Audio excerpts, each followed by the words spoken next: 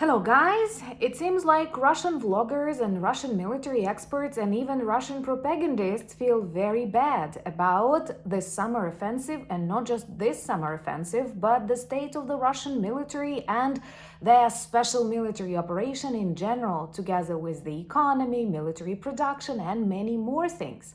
What surprises me greatly is that media of the United States, of the European Union, Australia, do not demonstrate what they show on the Russian TV. Because if your governments, if your presidents, prime ministers had watched that, had analyzed the messages that Solovyov keeps sending to, let's say, the White House, it would be pretty obvious how to act. And the answer is simple: to defeat and demilitarize Russia.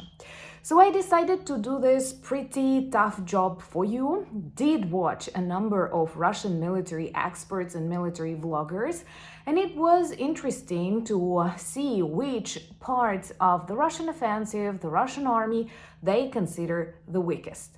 This is a good message for the people of the world. Russia can be defeated, and it's super important for our allies to know. So do share these videos as they demonstrate this Russian perspective on the Russian failures. My name is Anna, I'm in Ukraine, I'm from Ukraine. And if you want to see the collapse of the Kremlin, subscribe, we will witness that together, and share these videos if you share my opinion. You know, I'm always surprised when these Donald Trump channels like Fox or neutral channels or TV channels of the European Union do not reproduce this BS they keep saying on Russian state TV. I know censorship because that's toxic propaganda, but to be able to predict what might be the next move of the Kremlin, it is actually very wise to have a look at what Solovyov, Simonyan, Medvedev are saying, and those military experts that they invite to such shows.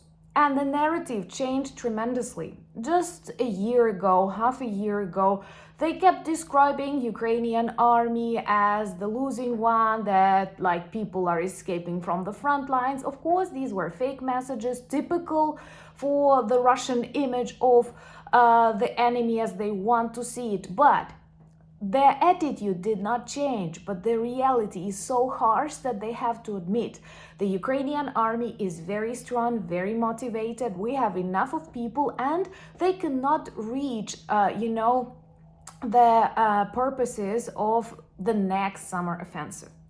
In Russia, they have a weird character who is known as Girkin. He was responsible for the start of the annexation of Donetsk and Luhansk regions and was one of favorite Putin's mercenaries, but now he's imprisoned. Anyway, his fate is a little bit better than the one of Prigozhin.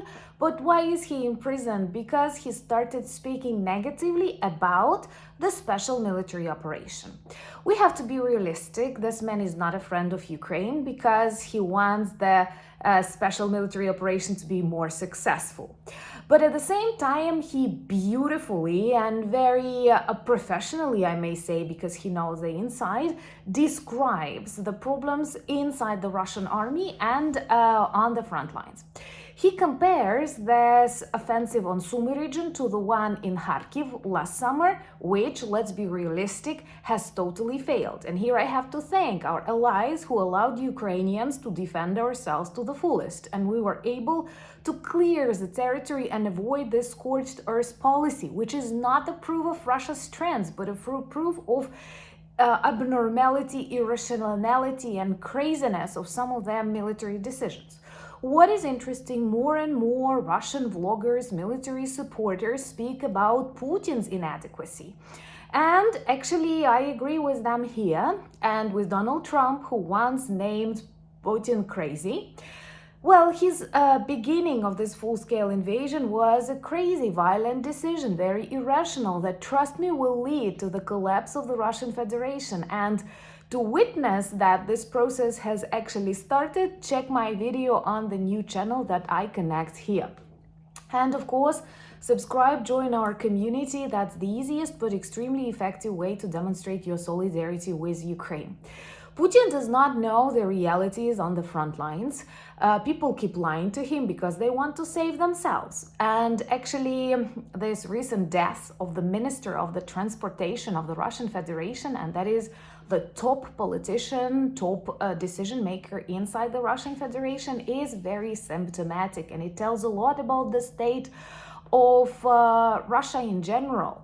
So we observe the collapsing economy, and on this very, very pathetic international economic forum in St. Petersburg, Putin's hometown, the head of the central bank, the minister of the economy, openly spoke about the recession of the Russian economy in the presence of Putin, and straight after their speeches he started saying the country. Why? Because he lives in his own parallel reality somewhere between the bunkers.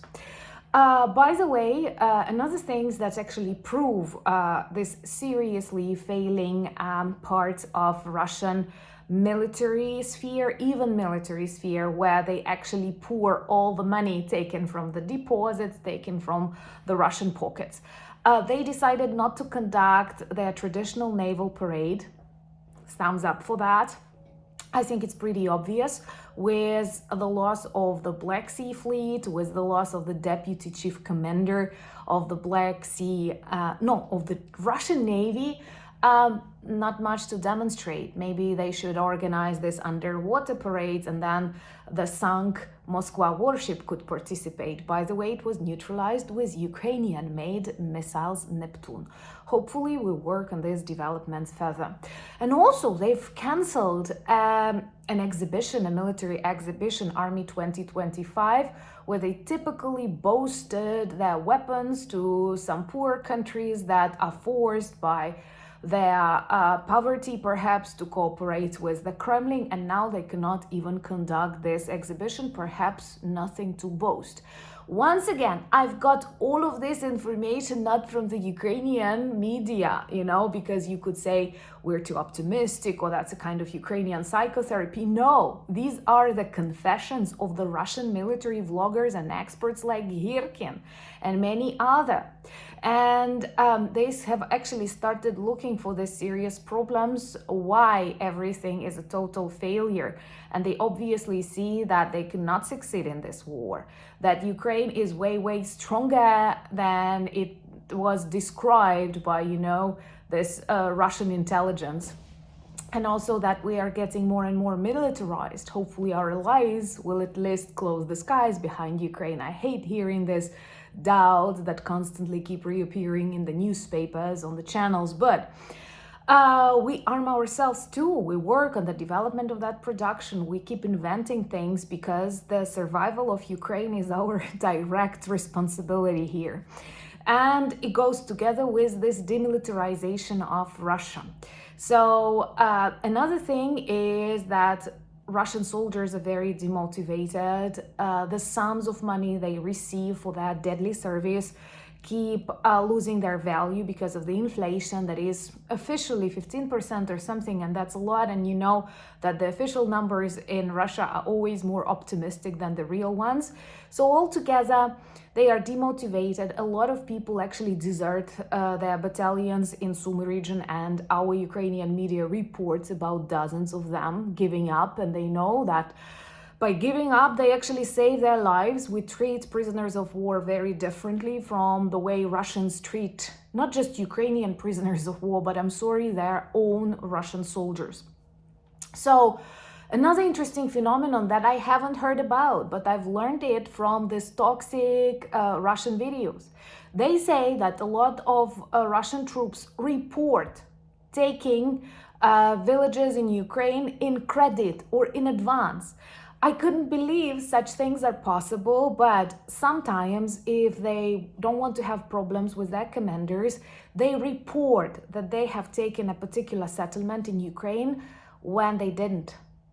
And then when the checking commission or something comes, they begin these meat grinders because they need to take it, and often they fail. So just imagine your army reporting about the settlement as occupied when it's not. and it's pretty easy to check. Our Center of Disinformation often works with that. But I think that living in healthy, normal countries, you cannot even imagine the state of, I don't know, this atmosphere, this attitude inside an army that once described itself as the second strongest in the world, but turns out to be the second strongest in Russia. A kind reminder, we still control important buffering settlements in Kursk and some say in Belgorod region. So, guys, do watch from time to time what Russian propagandists say, because this tells a lot about their morale, or what would be the right word. I don't think they have morale, it's something different. Also, look how they threaten the White House, how they threaten literally every country in the world and every person in the world not to be optimistic towards, I don't know, any diplomatic solutions, which I would love to be possible, but I know are not. And also to see how they describe the state of the Russian army, the state of this summer offensive, and the fact that Ukraine will win this war. And those who doubt must subscribe or do share my videos with them. I'm very grateful for the community that we have on this channel, and do subscribe to my new one, Anna Danilchuk, where weekly updates appear with more, like discussion style things that you need to know in these very challenging times. And I feel I need to share with you because, it's all about support and friendship. Follow me on X, Instagram, Threads, Blue Sky, and join the Discord community. You'll find the links in the description of this video. Together is the link for our merch shop with lots of good items that work well as reminders and conversation starters about Ukraine. Thank you for buying me coffees, becoming my patrons and sponsors of the channel, but most importantly, thank you for standing with Ukraine. Slava Ukraini!